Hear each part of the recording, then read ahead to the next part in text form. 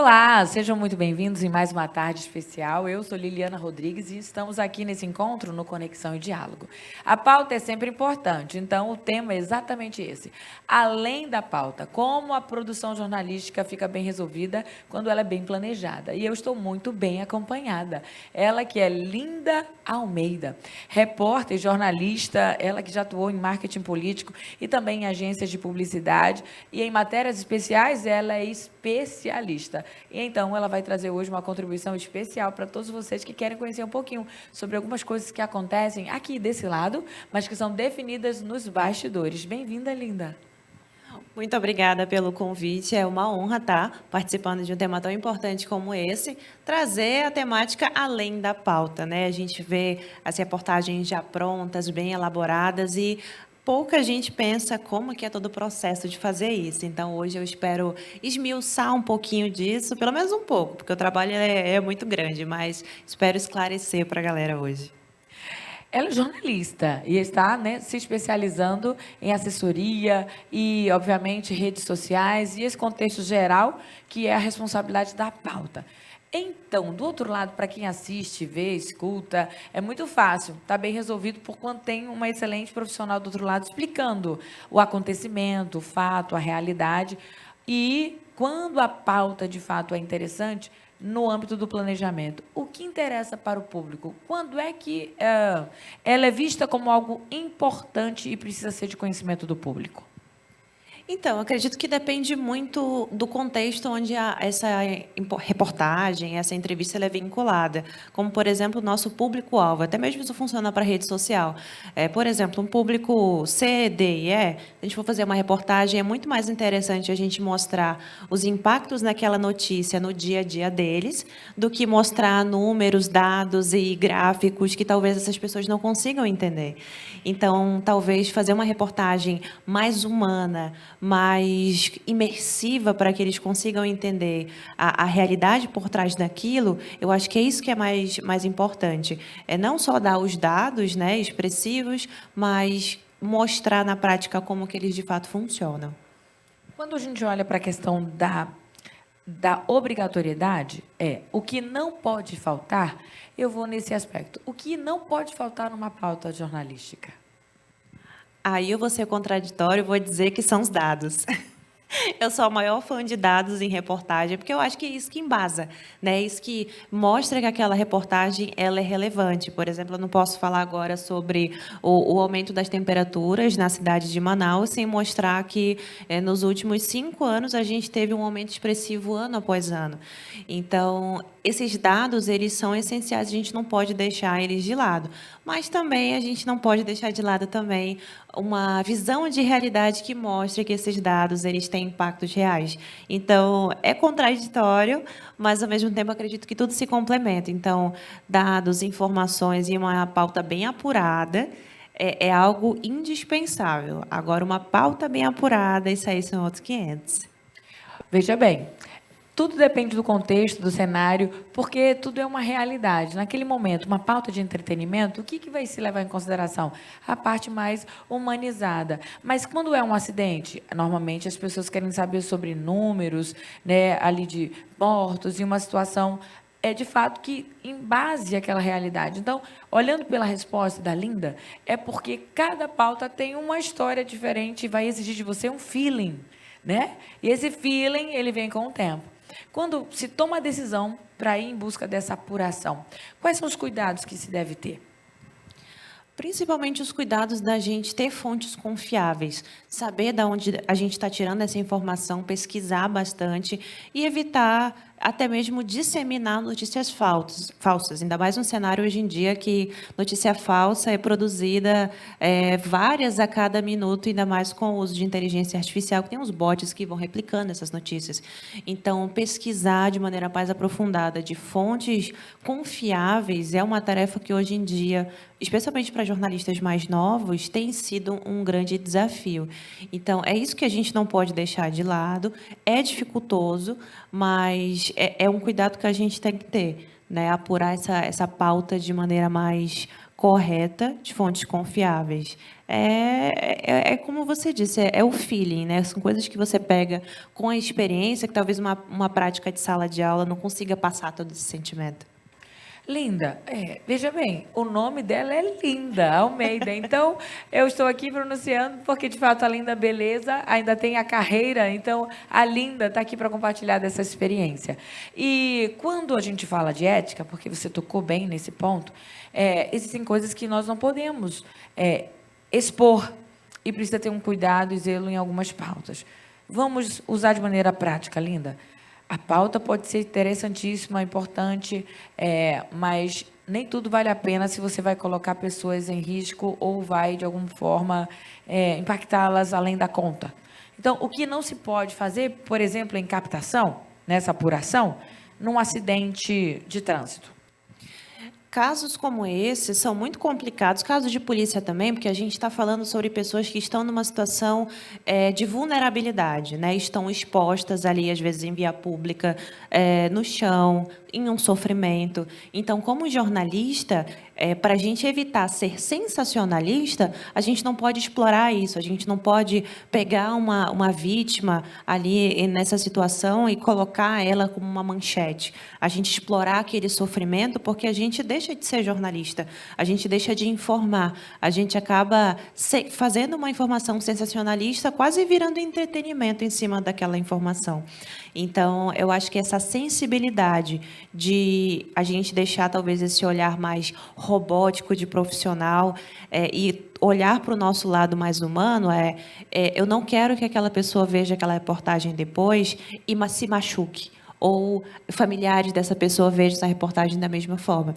E eu cito, inclusive, uma situação que eu passei.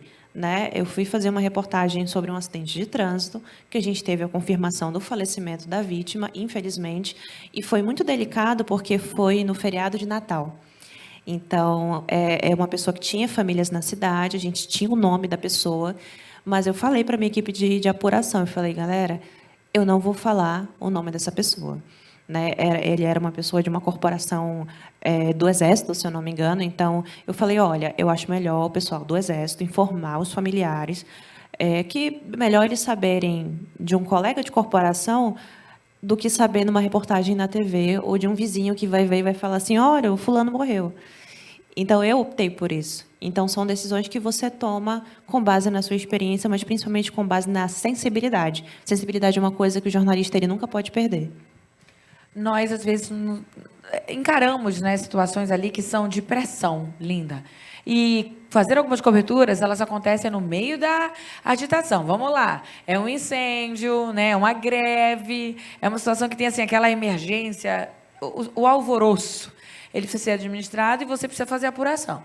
Você está ali na captura das melhores cenas, dos melhores registros, fazer a sonora.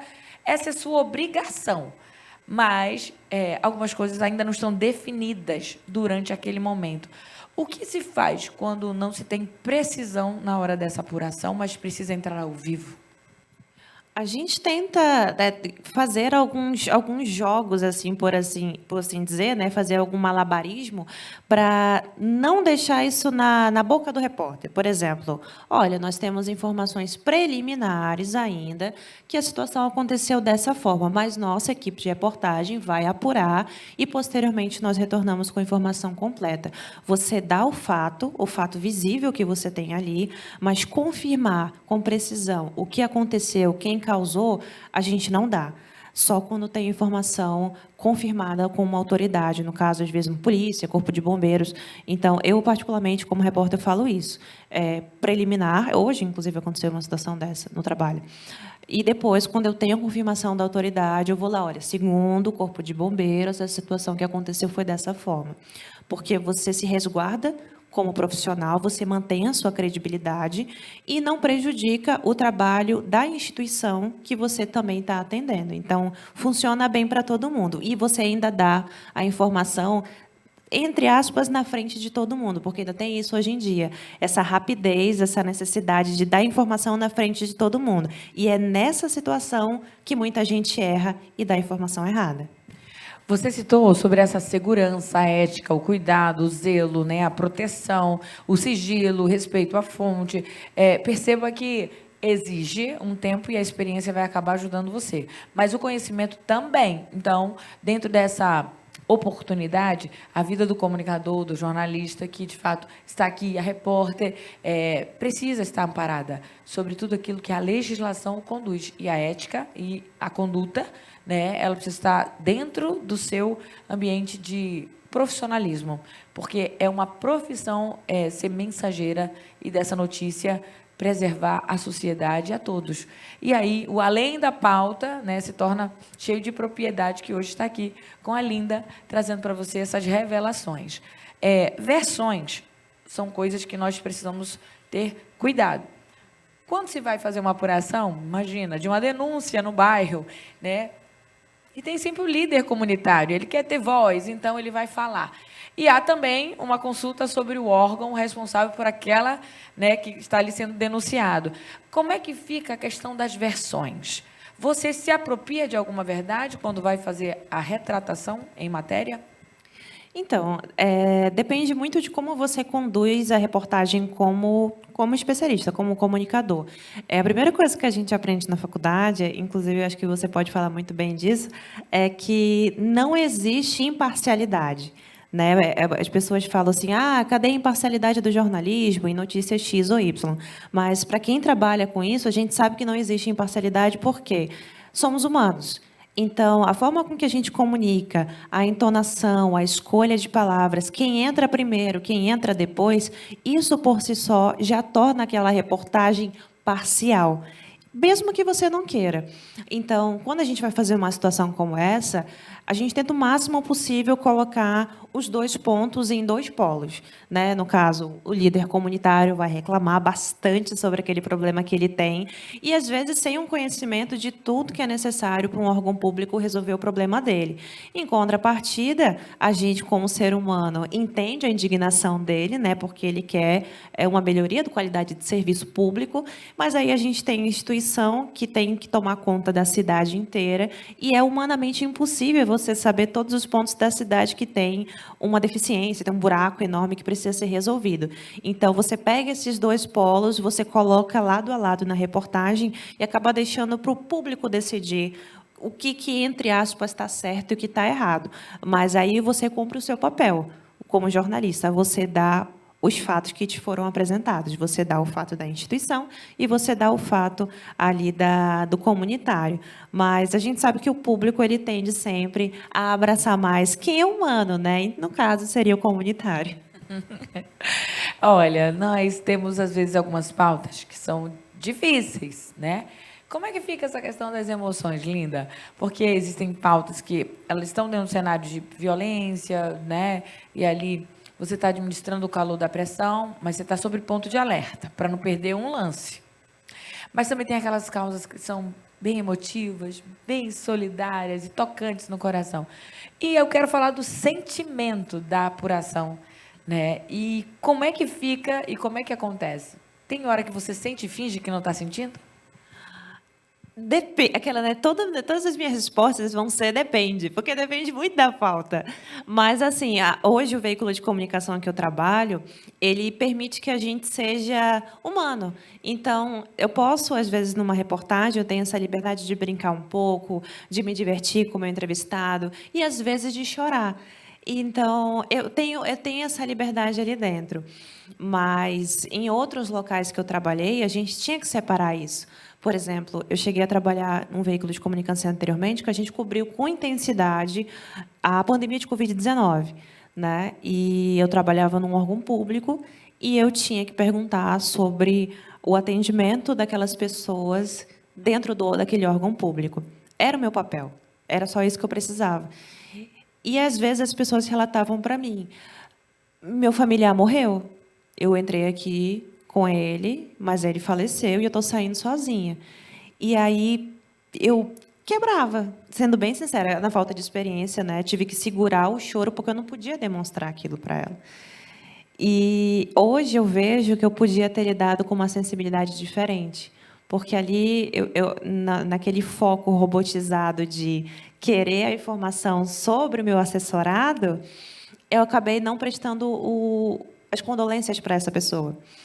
Então, são experiências que você vai estar tendo. Ali, esse olhar focado no que eu precisava, era o que eu precisava fazer. Mas uma reportagem hoje no meu veículo de comunicação, em que eu posso abordar a história daquela pessoa, me emocionar, ver o dia a dia dela, isso para mim já é diferente. Eu me permito navegar nisso. Então, e eu sou meio mole, né? Eu confesso. Se for uma história um pouco mais emocionante, eu choro mesmo, eu choro com a pessoa. Eu não nego. Às vezes eu tento controlar para não chorar muito, mas é impossível às vezes, né? A gente faz histórias muito tocantes. E é bom. Eu acho que isso é bom, a gente não perder isso, porque é uma coisa que muitos colegas que fazem reportagens policiais com frequência, eles relatam para a gente, né, que conforme você vai fazendo reportagens policiais todos os dias, por anos, você perde a sensibilidade. Você olha para aquela fatalidade como um número. Tipo, ontem teve um assassinato igual. Legal, vamos para o próximo. E como que você lida com uma vida assim? Porque é automatizado. Esse trabalho foi automatizado ali dentro daquela rotina. Então, ter essa sensibilidade dentro do jornalismo, por isso que eu digo, é uma coisa que você não deve perder. Mas, às vezes, a rotina faz com que você perca, né? É um trabalho que você tem que continuar tentando. Eu tento não perder. E eu acho que eu consigo, pelo fato de eu ser muito mole. Mas eu não sei, acho que é algo que você precisa, de fato, trabalhar internamente com você para garantir que você permaneça um ser humano ali, não um robô dentro do jornalismo. Eu diria assim, você vai sentir a temperatura, vai sentir o clima e vai saber exatamente a dosagem certa, né? Quando a gente vê de jornalistas que se emocionam em algumas matérias, e está tudo bem. Hoje nós somos muito acessíveis ao padrão que hoje se configurou, no telejornalismo principalmente. Pode chorar, pode se alegrar e pode se expressar. Talvez num formato 20 anos atrás, não. Sim. Né? O formato mudou e por isso nós estamos aqui. Mas, Linda, ainda sobre essa questão mais invasiva, eu diria persuasiva. Existem situações onde a fonte ela quer te limitar sobre o que perguntar, ou ela quer te, né, orientar e dirigir para que você seja conduzida dentro de uma linha de raciocínio para não comprometer, assim, do ponto de vista de quem a gente está conduzindo. Como é lidar com isso? Como profissional, acaba sendo muito frustrante, né? Você está esperando ali que o entrevistado ele abra o coração para você ou te dê todas as informações que você precisa. É frustrante, mas você tem que saber como lidar com isso. Por exemplo, quando eu vou fazer uma entrevista, mesmo que seja uma autoridade ou uma pessoa ali no dia a dia, eu busco conversar bastante com ela antes, tentar ganhar confiança e ir perguntando coisas do cotidiano. Como é que estava o seu café da manhã hoje? E seu filho, lá na escola tal? E aí eu vou girando ali aquela conversa até eu conseguir manipular, de certa forma, para ela dizer as coisas que eu preciso dentro do contexto da pauta. E, às vezes, na maioria das vezes, inclusive, eles soltam a informação que eu preciso sem nem perceber. Então, isso é uma coisa que eu me utilizo, que eu não sei se é muito bom estar compartilhando aqui, mas são coisas que você aprende no dia a dia. Mas agora, quando a gente pega uma fonte que de jeito nenhum diz aquilo que você está precisando, aí a gente tem que, como jornalista, recalcular a rota, né? Falar, olha, muito obrigado, e tentar uma fonte diferente. Aí, uma hora a gente consegue. O jornalista ele é insistente quando ele quer. Então, e isso também a gente precisa manter. Linda, quando a gente olha para a questão de familiaridade com algumas pautas, ou que você se sente muita vontade em muitas delas, como é que ficou alguma vez, pelo menos eu encaro, que pode ter acontecido? Vou fazer a pergunta como se ela tivesse acontecido. Você já desistiu de alguma apuração, alguma matéria, ao produzir por conta de questões éticas? Nunca me ocorreu até agora, né? Tem pautas que a gente tem certo desconforto porque vai contra algumas coisas que a gente acredita, mas eu me ponho muito no local de que eu sou profissional.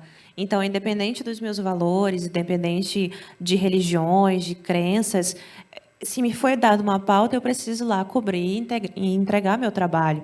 Mas eu entendo que tem colegas que trabalham de uma forma diferente. Já conheço colegas que negaram pautas por irem contra as crenças que eles acreditavam.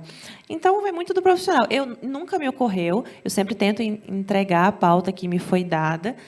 E se for contra os meus valores, é isso, acontece. O mundo ele é assim, né? Democracia, a gente tem, cada um tem sua liberdade de expressão e vale, né? Mas, por mais que eu não concorde, eu tento fazer meu trabalho e não deixar transparecer na reportagem, isso é importante, que eu não gostei muito da pauta. Eu deixo lá, entrego o material e vida que segue. Você sabe que, às vezes, investigar algumas coisas vai ter que lidar com algumas contradições.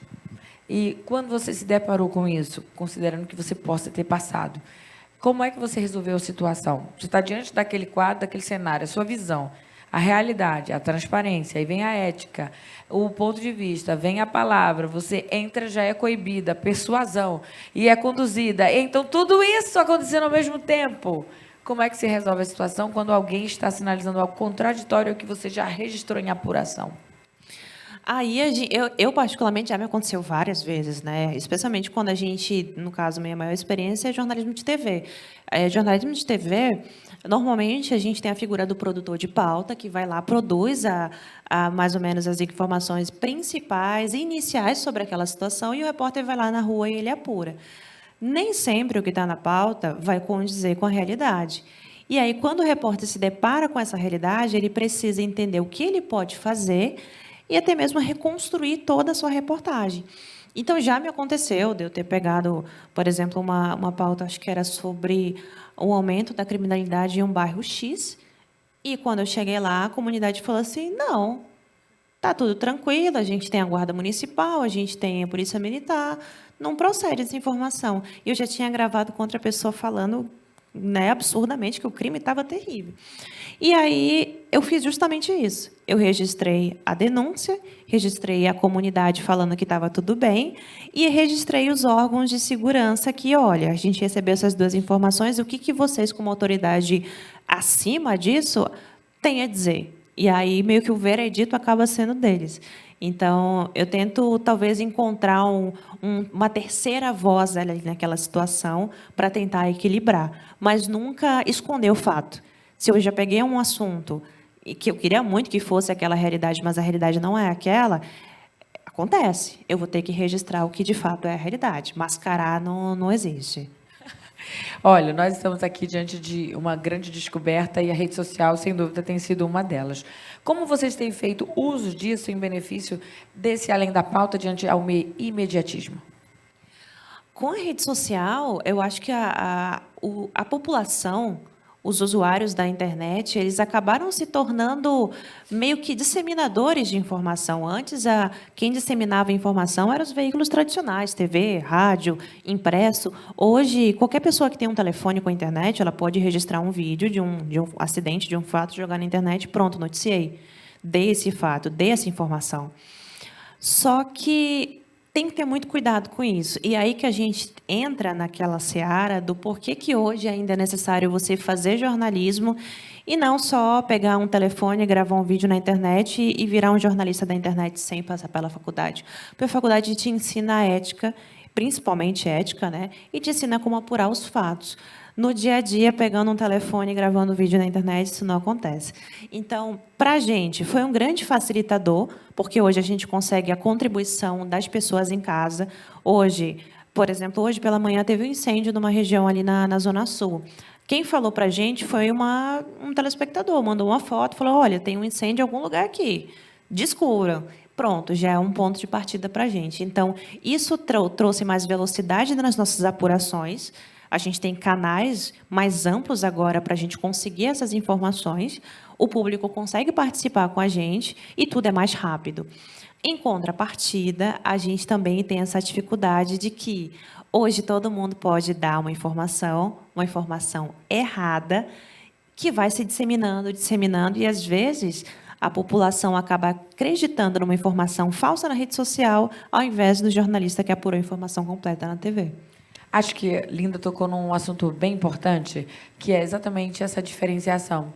Quando, de fato, é realmente uma produzida, uma pauta produzida, uma matéria produzida e jornalística, e quanto é apenas um conteúdo viralizado.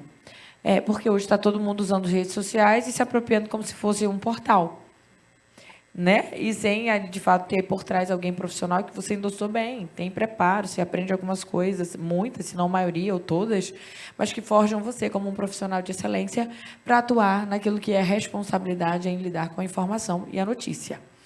Linda, nós estamos aqui nos últimos minutos, mas eu acho importante você mencionar, porque eu sei que você não veio aqui só falar sobre a pauta, mas além da pauta, tem algo que vai acontecer como um evento e que está sendo produzido pelos alunos de pós-graduação em assessoria, né, de imprensa e redes sociais. Conta para a gente o que é que está acontecendo e que você possa abrir o convite para todos os telespectadores que aqui estão conosco.